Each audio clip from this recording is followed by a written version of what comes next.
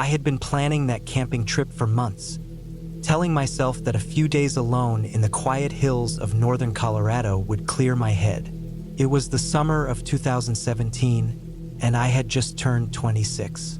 I wanted a break from the noise of my life, a break from screens and people and the endless routine of work. I remember feeling excited as I drove up the narrow dirt road that twisted through the hills.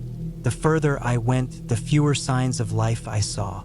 No houses, no cars, just long stretches of dry grass, scattered pine trees, and the rough shape of the mountains rising ahead. I reached the spot I had picked on the map, a small clearing near a shallow creek. The soil was dry and powdery and smelled like sun-baked earth. I set my tent on a flat patch near a group of boulders. I could hear water running faintly through the creek, and the sound felt calming. The afternoon sun was bright and warm, and everything seemed peaceful. I felt confident that I had chosen the right place. I unpacked slowly, taking my time arranging my gear, checking each item, making sure I hadn't forgotten anything important. I wanted to feel prepared. The first night passed quietly. I lay in my sleeping bag listening to the wind pushing through the pine needles outside the tent. The air grew cold fast, sharper than I expected for summer, but I had warm layers. I slept lightly, waking up every hour or so, adjusting my position, then drifting off again. Nothing strange happened, nothing out of the ordinary, just the usual adjustment to being alone in the wild. It was the second day when things began to feel different. I spent the morning hiking along the creek, following it upstream. The water was shallow, barely reaching my ankles when I stepped in to cool off. I noticed animal tracks in the mud, deer, maybe some kind of cat, and something larger I couldn't identify. The prints were wide and heavy, sinking deep into the soft ground. I crouched and studied them, trying to guess what animal they belonged to. After a moment, I shrugged it off and told myself it must have been a bear passing through earlier in the season. But as the day passed, the air started to feel strange. Not dangerous at first, just different. Heavier, quieter. Even the wind sounded thinner, weaker, as if it barely had the strength to move through the branches. I walked back to camp in the late afternoon, my legs aching and my shirt sticking to my back from sweat. I boiled water for a quick meal and sat on a rock eating slowly, letting my body rest. The sun went down behind the hill earlier than I expected, casting long shadows across the clearing. The temperature dropped fast again. By the time night came, the silence felt thicker than before, almost like it was pressing against my ears. I crawled into my tent and zipped the door shut. I lay back, trying to relax, but something in my body stayed tense. It was a quiet, steady alertness that I couldn't explain. I kept shifting my position, rolling to my side, then to my back. I listened to the faint trickle of the creek and the occasional snap of a cold branch settling in the distance. Around midnight, I woke up suddenly, my heart beating too fast. I didn't remember dreaming and didn't know what had triggered it. I just lay still in the dark, trying to breathe slowly. My ears caught something faint outside, something soft, like a slow, deliberate step on dry grass. Then another a few seconds later. The steps were spaced out, almost careful. My stomach tightened as I tried to convince myself it was just an animal passing through. It had to be. This was the wild. Animals moved at night. That was normal. But the steps didn't fade. They circled the area, staying close to the tent's perimeter. They paused at times as if whoever or whatever was out there was trying to listen. I held my breath without meaning to. My heartbeat felt too loud in my chest. Minutes passed, though they felt much longer, before the steps drifted away into the darkness. I waited even after they disappeared, frozen, afraid to move. Eventually, exhaustion pushed me back into a restless sleep. In the morning, the clearing looked the same, but the feeling in my body was different. I felt drained, like I hadn't slept at all. I stepped outside and looked around carefully. The grass around the tent was disturbed, bent in different directions. I checked the ground for tracks, but the soil was too dry to hold clear prints. I kept scanning the trees and the rocks around the clearing, looking for any sign of who had moved around during the night. There was nothing. I tried to shake it off and spent most of the day near the creek, collecting more water and cleaning up my gear. But the feeling of being watched stuck with me. At times I turned around suddenly, certain I had heard something behind me, only to find nothing but trees. When the third night came, the sky turned darker than the previous nights. Thick clouds hid the stars, and the air felt cold enough to sting my hands when I stepped outside to stretch my legs. I checked my tent again and again, making sure everything was zipped and secured. I crawled inside early, wanting to get some rest before the night settled too deeply. It didn't take long before the feeling from the night before returned, only stronger. My body was alert even when my mind tried to relax. I shut my eyes but couldn't fall asleep. I kept listening, waiting. Sometime later, I heard the sound again. A soft, slow step in the grass. Then another. The steps moved closer, following the same pattern as before. There was a cold, heavy pressure in my chest as I realized the movements were deliberate, almost cautious. Not like an animal wandering. Something was choosing where to step. The steps paused right behind my tent. I could hear breathing outside, slow and uneven. My skin felt tight, my hands shaking slightly inside my sleeping bag. I stayed completely still, barely breathing, praying that whoever was out there would move on. Then something brushed the wall of the tent. Just a light touch, but enough to jolt a shock through my entire body. The shape wasn't clear, but I could see a faint outline pressing against the fabric. Tall, motionless. I stayed frozen for what felt like hours, though it was probably only minutes. The outline shifted, then stepped away slowly, moving toward the trees. Eventually, the sound faded again. I knew then that I had to leave. Whatever was out there wasn't just an animal wandering through. It had come back. It had stood close enough to touch the tent. I spent the rest of the night sitting upright, clutching my flashlight, listening for any sound. The hours dragged on, and every minute felt like a test of patience. As soon as the first faint light of dawn touched the sky, I packed everything as fast as I could. My hands were shaking, but I forced myself to move quickly. The clearing felt exposed, and I couldn't shake the sense that something was watching me from the tree line. I kept turning around as I packed, scanning the shadows for movement. When I finally started the long walk back to my car, the weight on my chest slowly eased with each step. The distance between me and the campsite grew, and with it, the fear began to dull. But I didn't stop looking behind me until I reached the road. Only then did I feel like I had fully escaped whatever had been watching me. I drove away without stopping once, not even for water. When I reached town hours later, the relief washed over me so strongly that I had to sit in the car for a while before getting out. I knew then that I would never camp alone again. Not in that area, maybe not anywhere. I still don't know what or who was out there. I don't know what its intentions were. But I know it wasn't my imagination. Something walked around my camp. Something touched my tent. Something stood just a few inches from me in the darkness, silent and patient. And leaving when I did was the only reason I'm able to sit here now, recalling the details clearly. I didn't go back for anything I might have left behind. I didn't report it. I didn't share it with anyone for a long time. I just accepted that sometimes the wild holds things that don't want to be understood. I went out there looking for quiet, but the quiet I found was the kind that watches you from the dark, waits until the world is asleep, then slowly walks right up to your only thin layer of safety. And I know I made the right choice leaving before it decided to do more than just watch.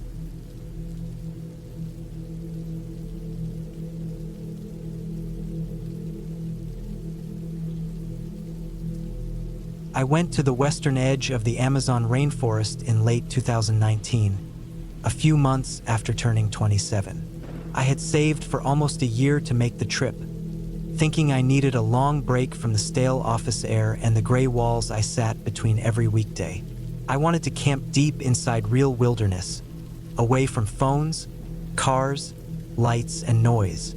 I kept telling myself I wanted peace, but the truth is that I wanted something that felt real, something that made me feel like my life wasn't just a loop. When I finally arrived in Brazil, everything felt too bright, too hot, and too alive, like the forest itself was watching anyone who stepped near it. I carried a cheap rented backpack, a tent that smelled like another person had used it a few days before me, and enough food for 4 days.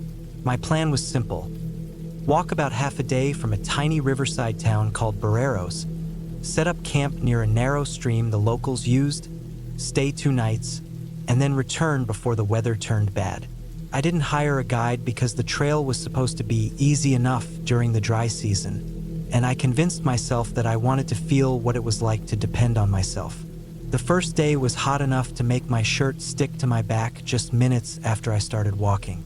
The trees grew so tight around the path that the sun only slipped through in thin pieces that flickered on the ground like sharp blades of light. The deeper I went, the more the air felt heavy, filled with the smell of wet soil, rotting leaves, and something sweet that I couldn't place. Sometimes I heard branches crack far off in the distance or birds scream in short bursts. It wasn't peaceful the way I imagined. It felt crowded, like every part of the forest was busy doing something I couldn't see. I reached the stream just before sunset.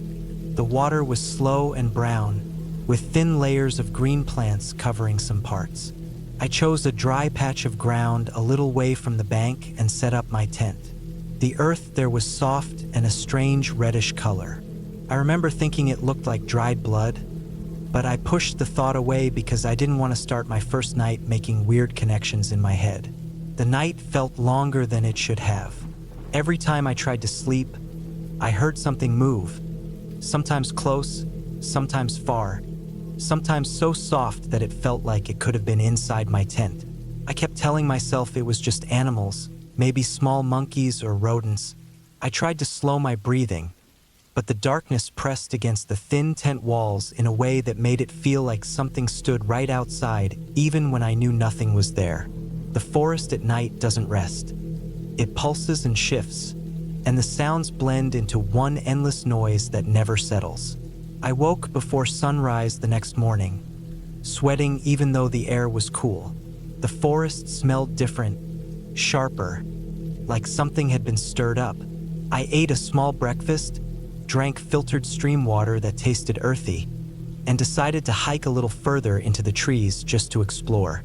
I didn't take much with me, just my small knife, a bottle of water, and a cheap flashlight. The more I walked, the quieter the forest became.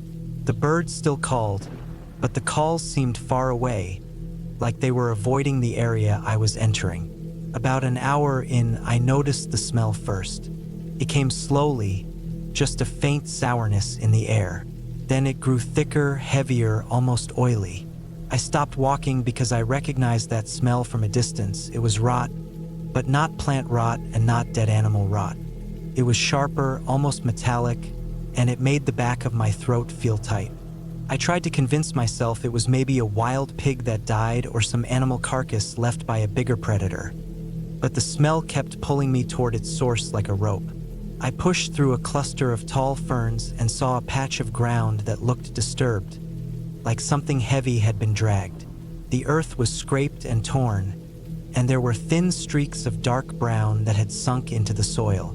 My stomach tightened because I already knew those streaks were dried blood. The smell was almost overpowering now, thick enough that I covered my nose with my shirt. A few steps later, I saw it. A body, a man. He was lying on his side, partly hidden under a fallen palm leaf, like someone had tried to cover him quickly. His clothes were torn, and the skin on his arms looked purple and swollen. Flies covered most of him in a buzzing layer. His eyes were open, staring at nothing, and one of his shoes was missing. I felt my knees weaken, and for a moment I thought I would fall. The forest around me felt suddenly still, like even the birds had gone quiet to watch. I stepped back slowly, trying not to breathe too deeply. My first thought was that he had been attacked by an animal, maybe a jaguar or a big snake. But the wounds didn't look like that. They looked messy, uneven, as if made by something not meant for cutting. And then I noticed there were boot prints in the dirt near him, not animal tracks. More than one set, some small, some heavier. They circled the area and then vanished deeper into the forest in a direction I had avoided before. I felt cold even though sweat kept running down my face. Someone or several people had been here recently. The body was not old enough to be calm to look at. It still looked like it had been alive not too long ago. I backed away further, careful not to step on any prints. I didn't know if whoever did this was still around, but the idea of standing there made my heart pound hard enough to hurt. I turned and walked as quietly and quickly as I could back toward my camp. Every time a branch snapped behind me, I thought someone was following. Every rustle of leaves made me jump. When I finally reached my tent, I didn't stop to think. I packed everything fast, barely folding anything, squeezing my gear into the backpack with shaking hands. I kept looking toward the trees, expecting a figure to appear at any second. My plan to stay 2 nights was gone. All I could think about was getting out before someone or something found me. But the forest seemed different now, like the paths had shifted overnight. The trees looked tighter and closer. I tried to follow the same trail I had come in on, but the markers I had made, small scratches on certain tree trunks, were harder to find. The forest swallowed things fast, and it felt like it was swallowing me too. After almost 2 hours of fast walking, I noticed new footprints on the trail. Fresh ones. The edges were sharp. Some overlapped mine from the previous day. They weren't from me this morning. My boots had a different tread. These were wider, heavier, made by someone who had walked this way recently. My chest tightened again, and I felt a panic rise that I couldn't swallow back down. I kept moving. The air felt hotter. My backpack dug into my shoulders. The noises around me grew louder and more chaotic, but they didn't sound like animals anymore. They sounded like movement, human movement, echoing in the trees. I didn't look back because I didn't want to see anything behind me. When I finally reached the river near Barreros, the relief almost knocked me over. The water looked muddy but familiar, and the trees opened enough to let sunlight fall on me like a spotlight. I kept walking until I reached the first human structure I had seen in 2 days, a small wooden dock. I didn't stop until I had walked far past the edge of the forest itself, as far as my legs could take me. I didn't tell anyone what I saw. I didn't go to the local authorities because part of me didn't know who was connected to who, or if the people who left those prints had someone watching in the town. I didn't want to explain how I wandered alone in a place where everyone told me not to go without help. I didn't want to be pulled into something I didn't understand. I packed my things that same evening and left the area the next morning. For weeks afterward, I kept waking up at night thinking I smelled the same sharp rot from the forest. And every time I thought about the man lying in the dirt with his eyes open, I felt a twist in my stomach. Someone had left him there on purpose. Someone had walked around him, stood over him, and then walked deeper into the trees like nothing happened. The ending is clear now in my mind. I know for certain that if I had walked a little farther that morning, if I had followed those prints by accident, or if I had stayed even one more night in that same spot by the stream, I might not have walked out at all. The forest didn't scare me. What scared me were the people inside it. And the only reason I'm alive is because I turned back when I did.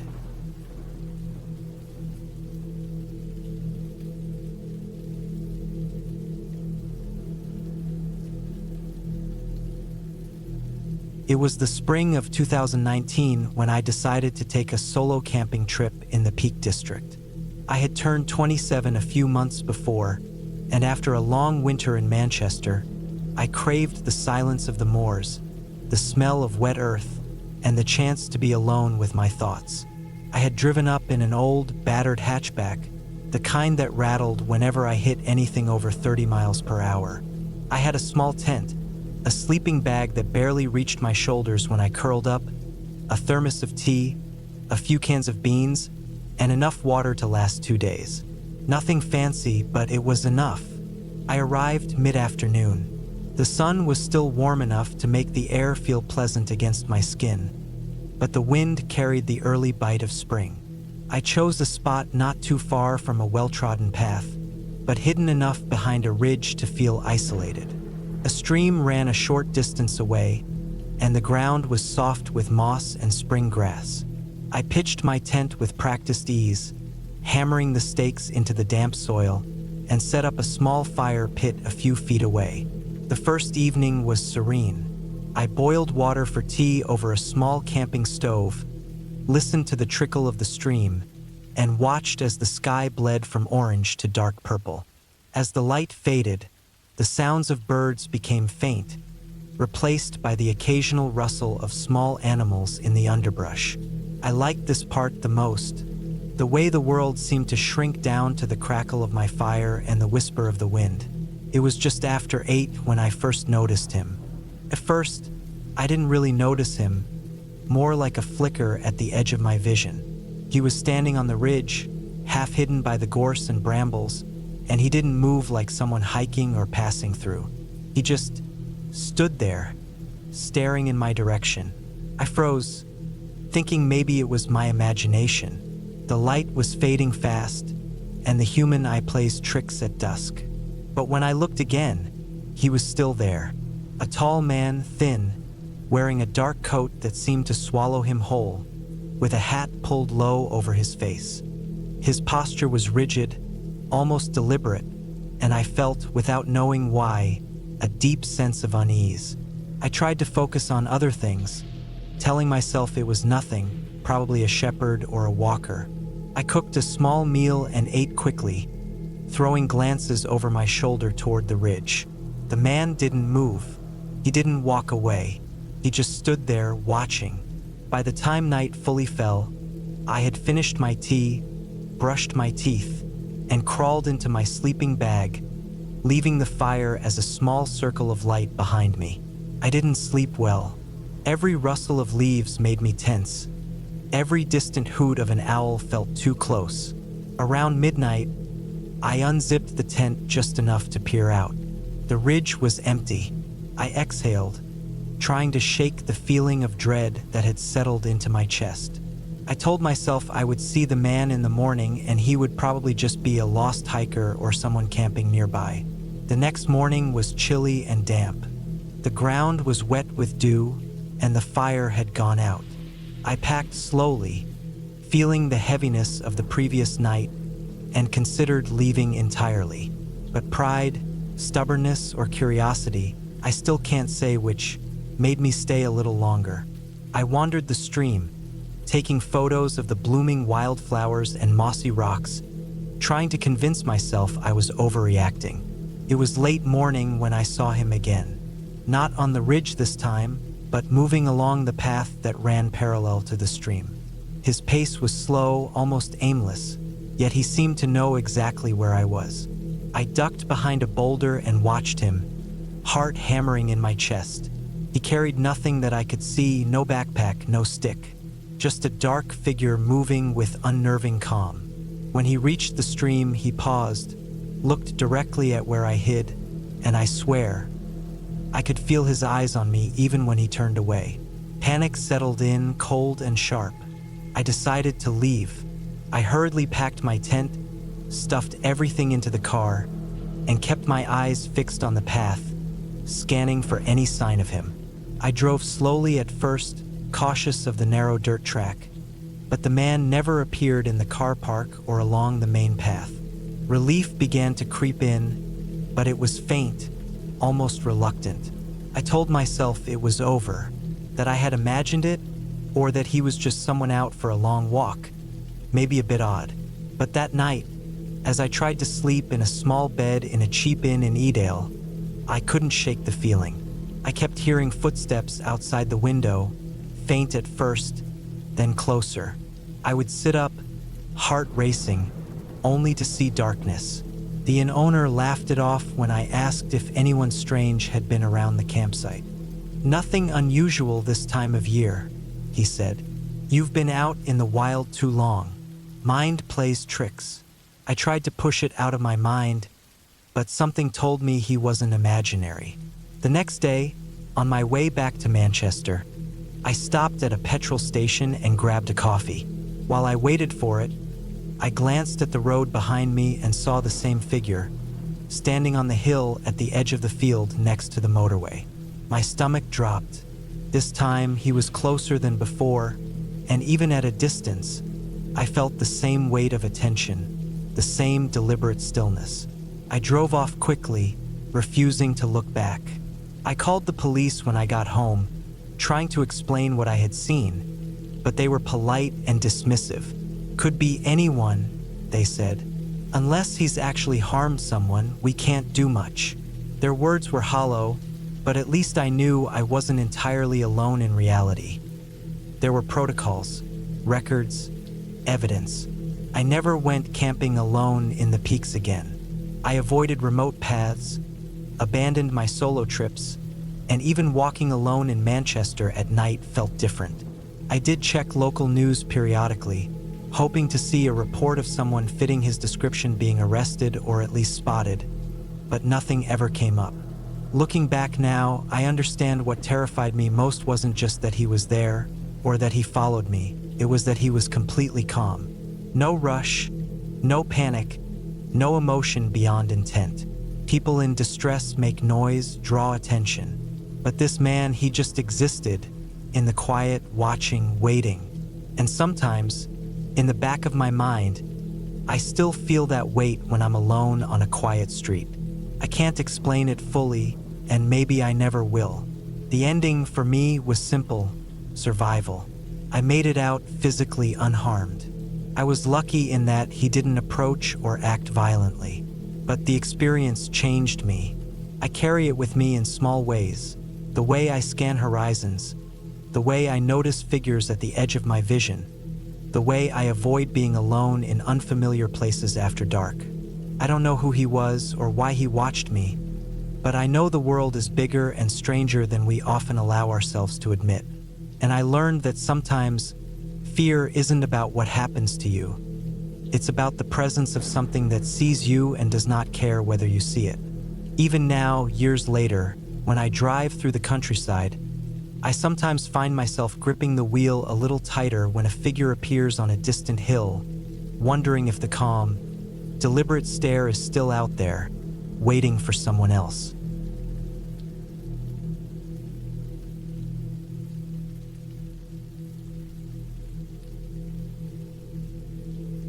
It was the summer of 2018, and I had decided to take a solo camping trip in the forests of northern Oregon. I had been camping before, but usually with friends, so the idea of being entirely alone both excited and unnerved me. I was 27 at the time, physically fit and confident in my survival skills, or at least I thought I was. I packed my gear carefully: a tent, sleeping bag, basic cooking supplies, a small first aid kit, and a flashlight with extra batteries. I had mapped the area and chosen a spot near a small river but far enough from any main trail to avoid crowds. The drive up to the campsite was long and quiet. The clouds hung low and heavy, dark gray and threatening rain, but I told myself it would just add to the atmosphere. By the time I parked, the first fat drops had started falling. The air was sharp, smelling of wet pine and damp earth. I carried my backpack a few hundred meters into the clearing I had chosen, a small open area bordered by tall firs and dense underbrush. The river gurgled nearby, its sound oddly comforting against the increasing patter of rain.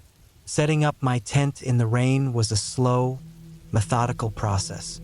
I had to wring out the fabric I had laid down, secure the stakes in soggy soil, and arrange the rainfly so that water wouldn't pool.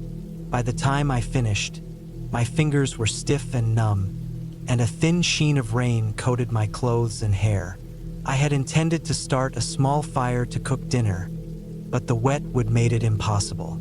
Instead, I settled for cold beans from a can, eaten with a plastic spoon under the tiny cover of my tent's vestibule.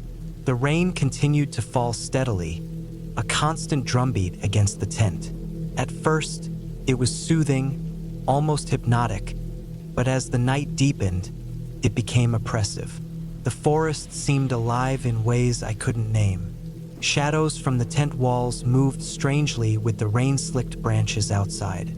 Every sound, the rustle of leaves, the snap of a branch, the gurgle of the river, felt amplified and deliberate.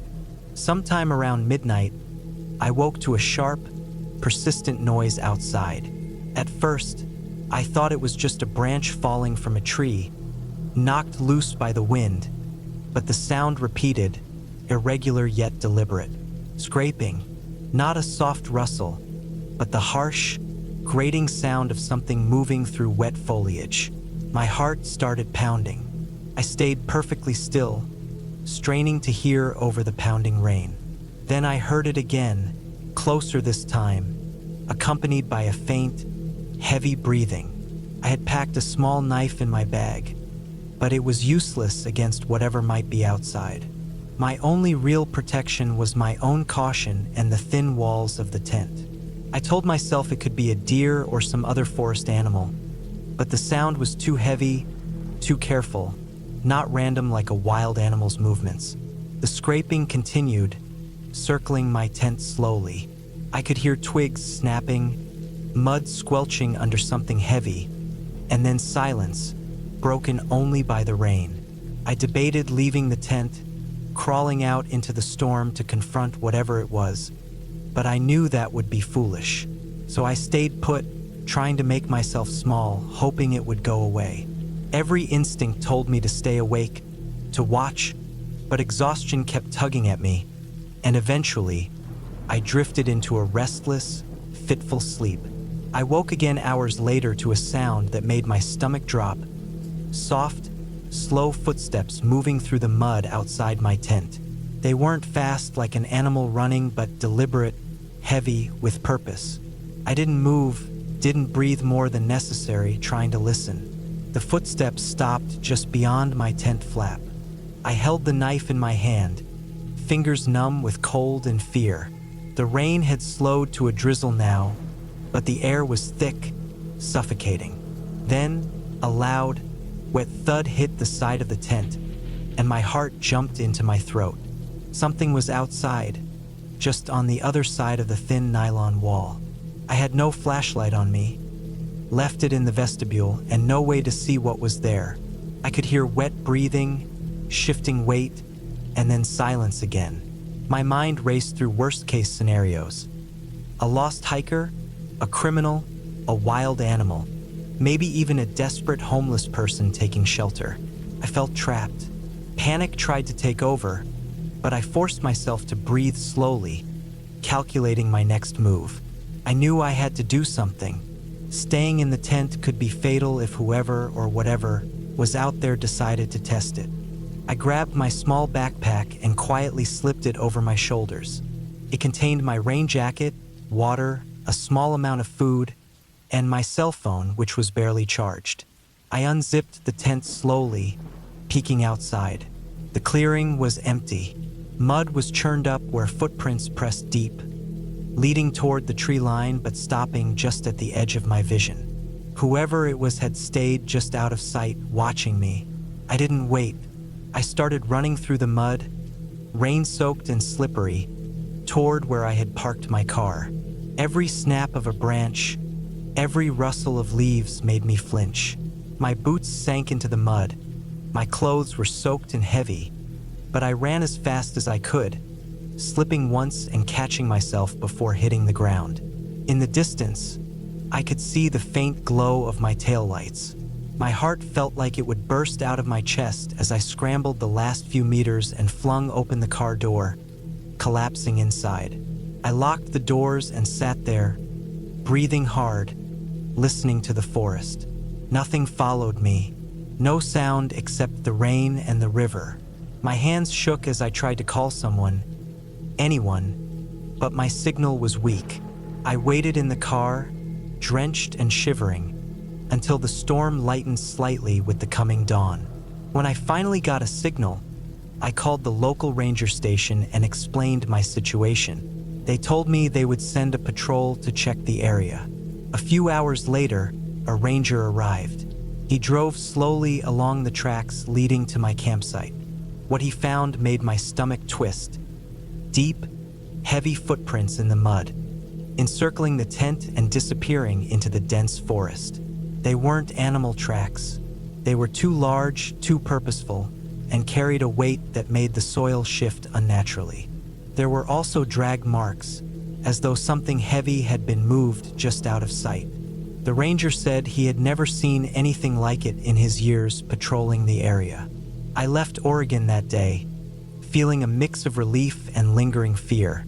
I couldn't explain what had been in those woods that night, and I still can't. But I learned something essential. The forest at night, especially in a storm, is unpredictable and unforgiving. I have camped since then, always with company, always near trails, and never alone in remote areas when the weather turns bad. The images of those heavy footprints and the feeling of being watched in the rain stay with me. A quiet reminder that even familiar places can hold real danger. I never saw whoever or whatever was outside my tent that night. But I know one thing for certain. It was intelligent, it knew I was there, and it could have stopped me. That night taught me respect, caution, and humility. The rain, the mud, the river, the darkness, all of it became a memory I carry like a scar, vivid and undeniable. And every time I hear a heavy footstep in the distance, I remember that night, and I know exactly how it feels to be completely alone, exposed, and unsure if you will make it through.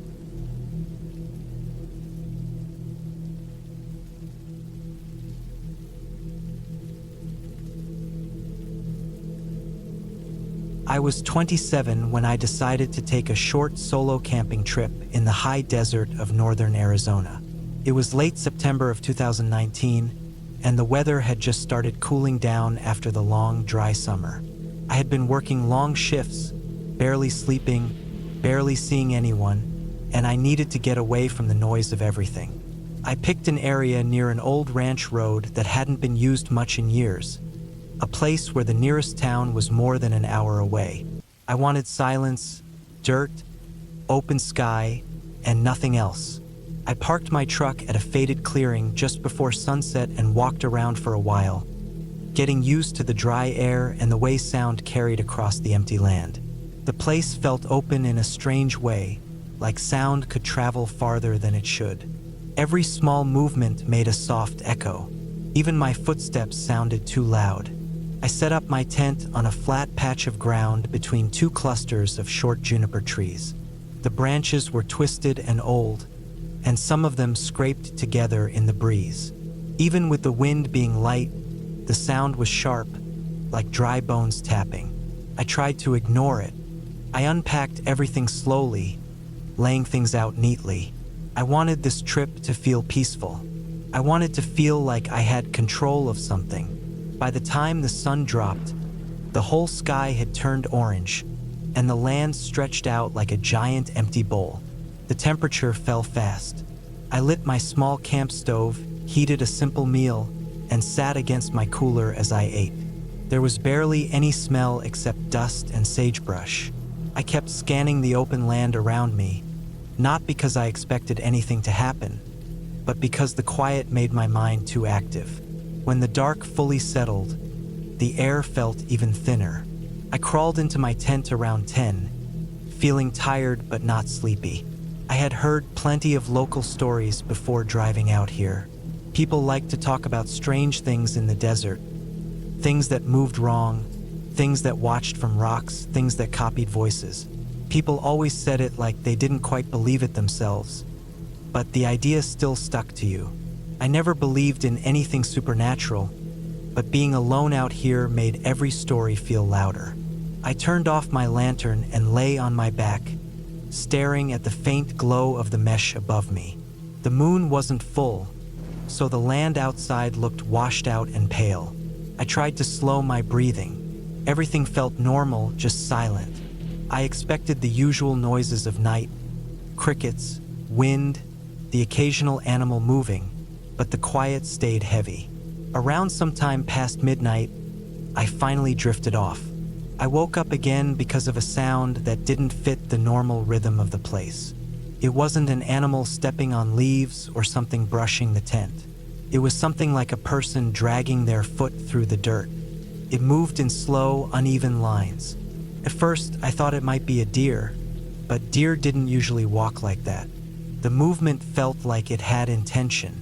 It circled wider than an animal would. I stayed completely still, barely breathing.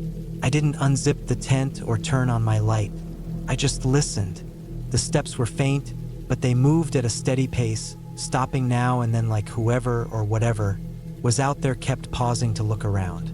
The desert was so open that it was impossible for someone to accidentally wander near me without seeing my truck and tent from far away. Anyone coming this close would have to choose to. The sound faded for a minute. I thought maybe I imagined it. Then I heard something much closer. A soft scraping sound just outside the tent fabric, like someone brushing their fingertips along the surface.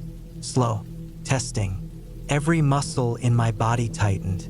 I felt the sound more than I heard it. The fabric moved just slightly. I stayed in the tent, holding my breath, waiting. Whoever was out there wasn't trying to speak or make noise. No sign of an animal. The scraping stopped. The air outside became still again, thick with waiting. I expected footsteps moving away, but nothing followed. The quiet settled back, heavier than before. I forced myself not to open the zipper. I didn't want whoever was out there to know I was awake. I didn't want to make any sound at all. I waited for what felt like an hour, though it was probably only a few minutes. Eventually, exhaustion took over, and I drifted in and out of shallow sleep. When the sky finally turned pale in the early morning, I crawled out of the tent. The cold air hit me hard. I scanned the dirt around my campsite. At first, I didn't see anything. Then my stomach tightened.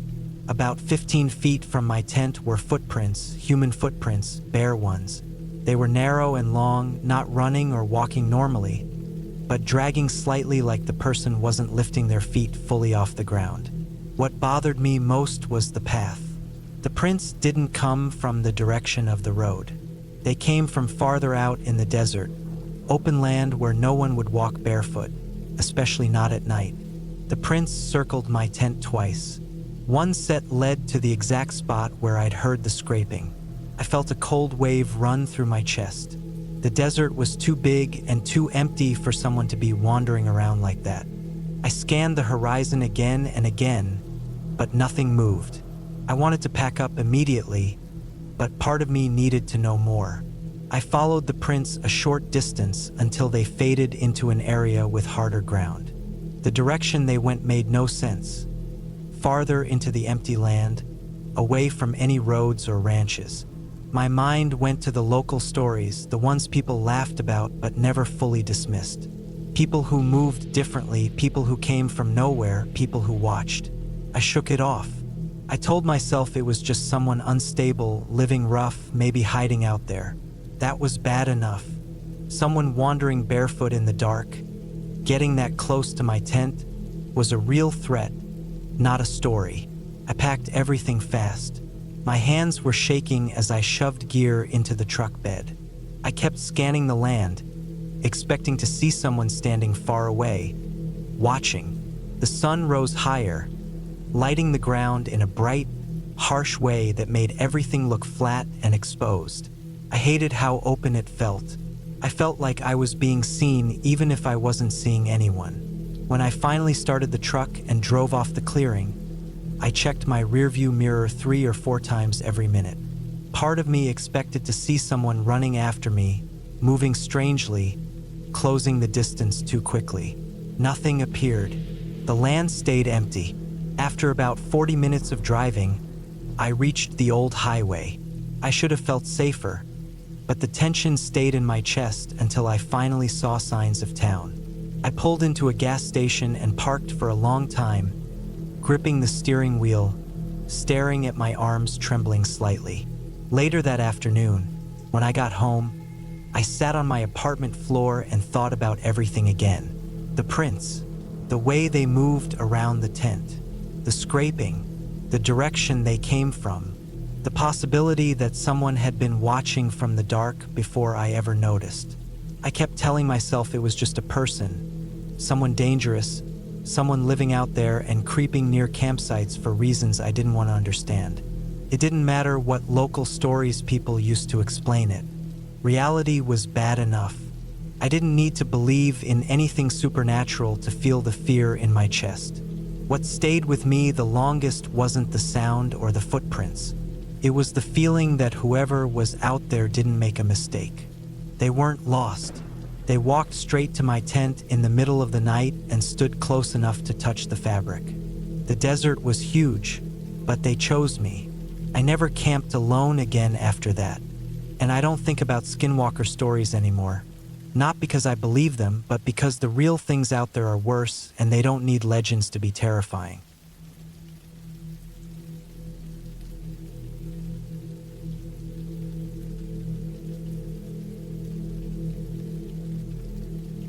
I chose a place in northern Arizona for my late summer camping trip, a stretch of mixed pine and dry brush about 40 miles south of Flagstaff.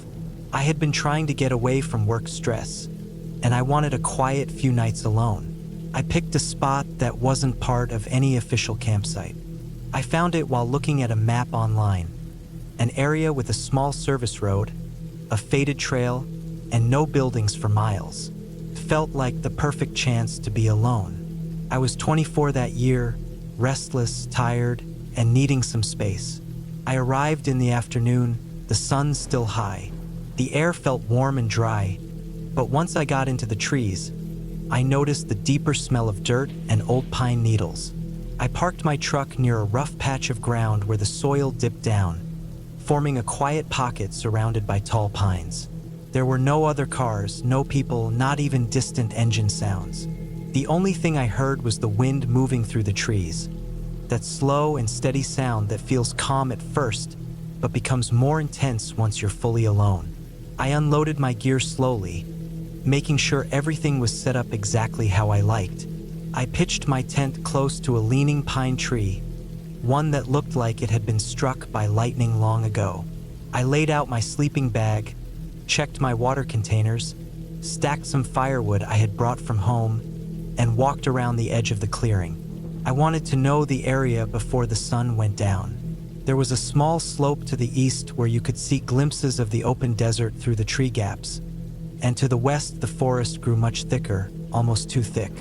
The shadows looked dark even in daylight.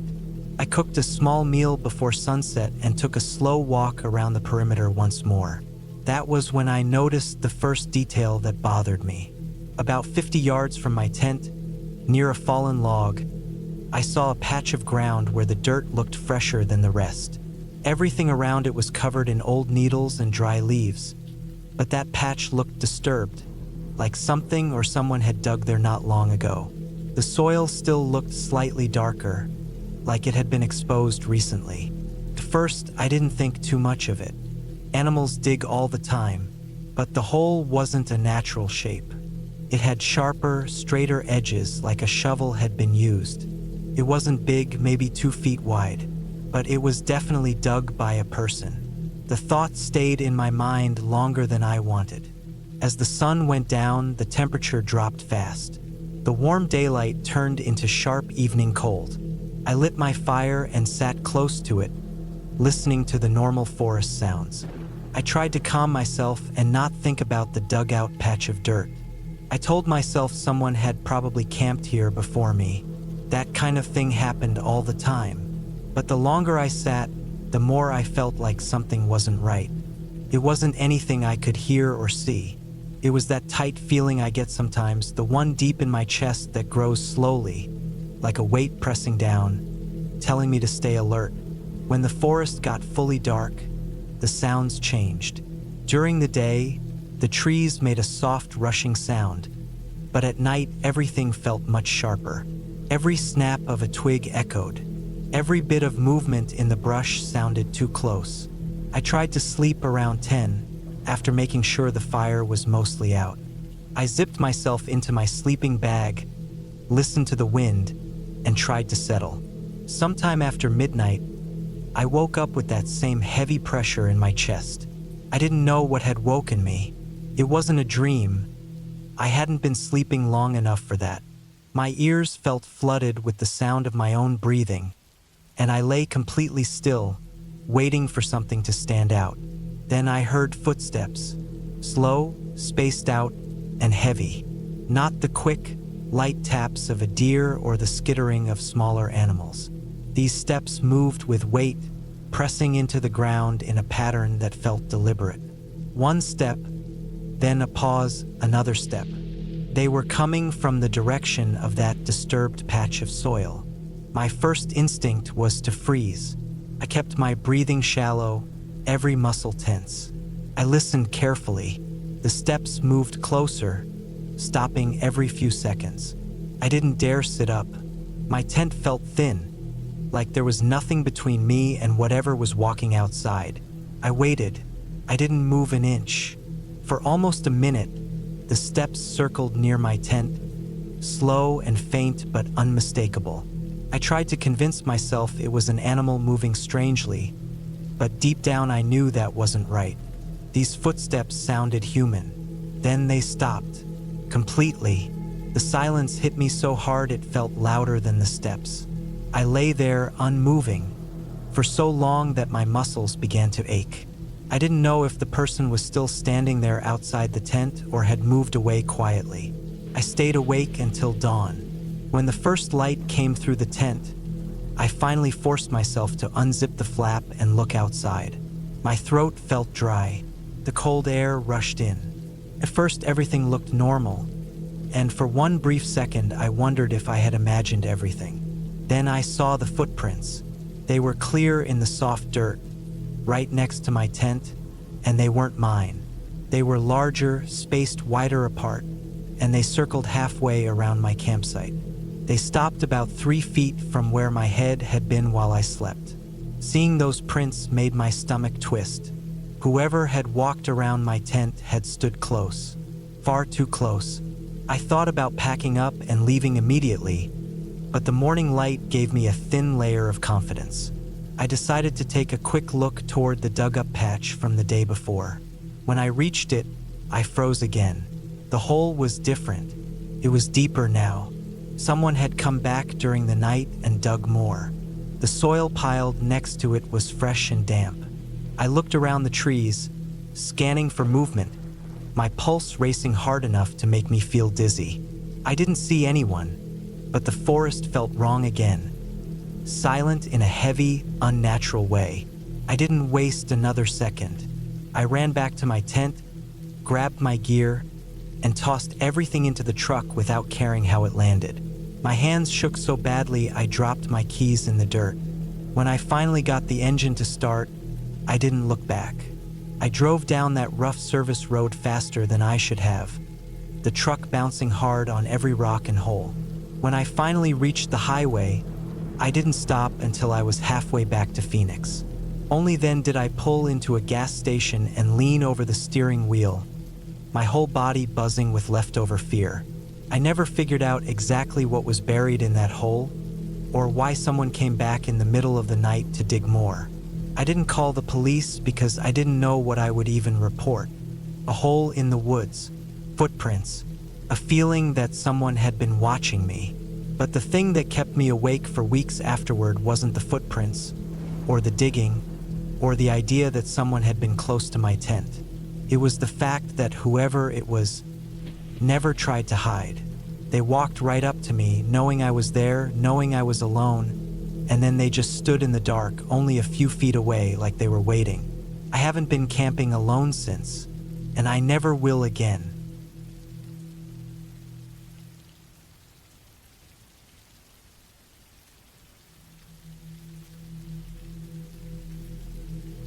It was the summer of 2018, and I was stationed in southern Arizona, along a remote stretch of the US-Mexico border near the Organ Pipe Cactus National Monument. I had just turned 27 and was on my first solo border duty rotation after years as a junior patrol officer. The area was rugged desert, full of jagged rocks, cacti, and arid washes that could hide almost anything. Our team was small, just me and my partner, a guy named Miguel. He had been here before, so he knew the land better than anyone, but even his experience couldn't make the nights feel safer. We had set up a temporary camp on the edge of a dry wash, behind a line of mesquite and ocotillo, the only cover in a place where the desert stretched endlessly in every direction. Our mission was straightforward: observe any illegal crossings, track footprints or vehicles, and report anything suspicious. In reality, it was about survival, moving quietly, staying alert, and never underestimating the quiet of the desert at night. The first day was deceptively calm. The sun blazed overhead, baking the ground and turning our water bottles lukewarm almost instantly. We spent hours scanning the horizon with binoculars, noting deer trails, coyote prints, and the occasional rattlesnake's shed skin. Miguel kept reminding me to stay hydrated and to respect the desert. He said the desert isn't quiet, it just hides its dangers until you're too close. I thought I understood him, but I didn't really. Night fell quickly, a dark blanket broken only by the faint glow of the moon and the distant lights of border towns. I took the first watch while Miguel rested in his tent. Sitting on a jagged rock, rifle across my knees, I felt the cold settle deep into my bones. The desert had a way of making you feel alone, even when you weren't. Every sound seemed amplified. The distant howl of a coyote, the whisper of wind across rocks, the tiny snap of a twig. Around 2 a.m., I heard something that made my stomach tighten. At first, it was subtle, a rustling in the bushes beyond the wash. I froze, trying to pinpoint the sound. Then I noticed faint shadows moving across the slope. Someone was out there. My first thought was smugglers. These crossings weren't unusual, but most people kept to the main trails. Whoever was out here was taking the back way. I stayed still, watching. The figure moved carefully, deliberately, crouched low behind the mesquite. Carried something, maybe a pack, maybe equipment. My pulse raced. I adjusted my rifle, heart hammering, and waited. The figure stopped several times, crouching behind rocks, scanning the area as if checking for danger. Whoever it was, they were experienced, and they had no intention of being seen. Hours passed with tense quiet. I barely breathed, and my fingers were stiff from gripping the rifle. At one point, I thought I heard multiple movements, as if more than one person had joined. My mind raced through every training scenario I had learned, every border operation I had observed. I wanted to move, to call it in, but the figure didn't leave. It was as if it was studying me just as I was studying it. By sunrise, the movement had disappeared. I woke Miguel and we started checking the area. There were no footprints in the sand, just the occasional disturbed rock. No tire tracks, no dropped items, nothing. It was as if the person had vanished into thin air. The experience left a knot of unease in my stomach that I couldn't shake all day. The second night was worse. The temperature dropped sharply, and a thin wind stirred up dust that made the air smell metallic and dry. We reinforced our camp, set up tripwires with cans to alert us to any intruders, and huddled around a small fire. I took the first watch again. At about 1:30 a.m., I heard it, a slow, deliberate crunching sound from the ridge above us. I froze, eyes scanning the shadows. The sound stopped suddenly. My training told me to hold my position. Then, in the faint starlight, I saw a shape. A man, maybe in his 30s, dressed in dark clothing, moving low across the rocks. He paused near our tripwires. I held my breath as one of the cans clinked, but the man didn't flinch. He moved slowly, carefully, almost like he had done this 100 times. I whispered Miguel's name into the radio, but there was no response. The batteries had died. I stayed crouched, watching the man. He set down a pack near a boulder and disappeared over the ridge. My hands shook.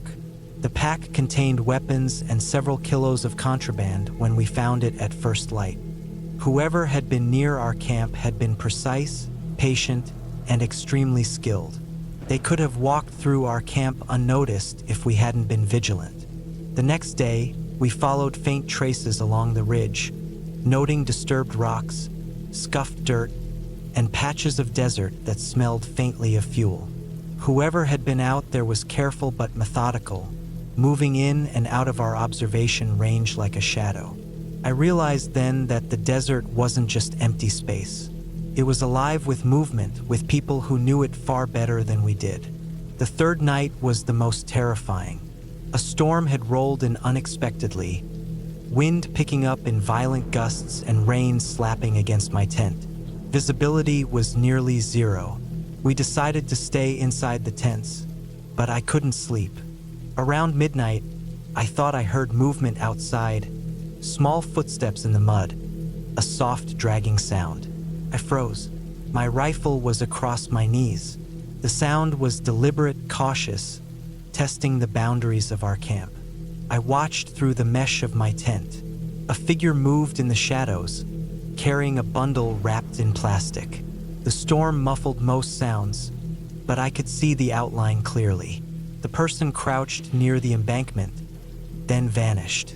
By morning, the only sign was a wet footprint in the mud leading toward the ridge. Whoever had been out there had slipped, leaving the smallest trace. By the fourth night, we were exhausted. Our water was low, our bodies sore, and our nerves frayed. We decided to break camp early, moving to a more secure checkpoint nearby. As we packed, I took one last look around the desert. The cacti, the mesquite, the jagged rocks, all seemed calm under the rising sun. But I knew it was a false calm. Out there, in the shadows, there were people moving, hiding, watching. Not ghosts, not myths. Real people with skill, patience, and determination. When we left the area, I felt a mix of relief and lingering tension. The border duty had taught me more than I could have imagined about fear, vigilance, and the weight of being alone in a harsh, unforgiving environment. Looking back, the scariest part wasn't the desert or the storm. It was knowing that someone had been so close, so careful, and yet almost invisible. That knowledge stayed with me long after I returned to base. Even now, years later, I can still feel the cold of that desert night, the crunch of rocks underfoot, and the sense of being watched without knowing when, where, or by whom. The border is alive in ways most people will never understand, and sometimes what's most terrifying isn't what you see. It's what you almost never see at all.